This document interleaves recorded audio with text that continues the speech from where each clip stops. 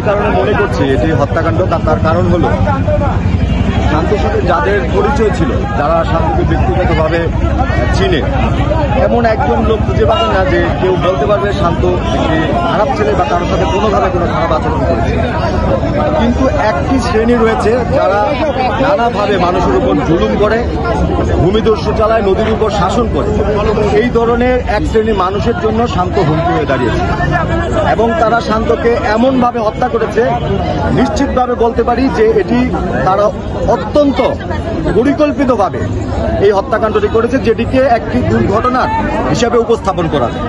আমরা প্রথমে ভেবেছিলাম যেহেতু শান্তর কোনো শত্রু নেই, অর্থাৎ ঘটনাটি হয়তোবা দুর্ঘটনা হয়ে থাকতে পারে, কিন্তু পরবর্তীতে আনুষঙ্গিক সব বিষয়ে আমরা মিলিয়ে দেখেছি যে বিষয়টা আসলে দুর্ঘটনা না, বরঞ্চ দুর্ঘটনা হিসাবে আমাদের সামনে উপস্থাপন করেছে তারা এইভাবে নানা রকম হত্যাকাণ্ডের সাথে অত্যন্ত দক্ষ এবং অভিজ্ঞ।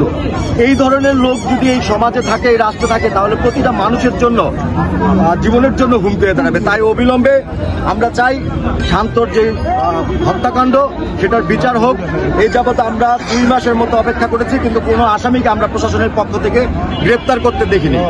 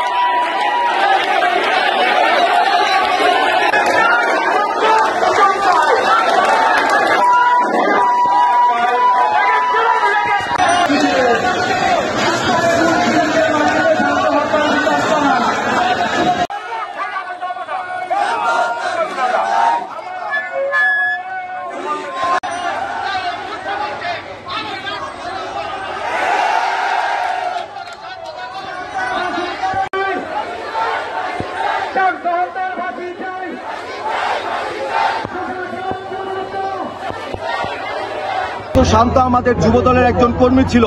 হত্যাকাণ্ডে যারা জড়িত ছিল তাদেরকে অবিলম্বে গ্রেপ্তার করুন এবং এর সুষ্ঠু বিচার এবং তদন্ত করুন।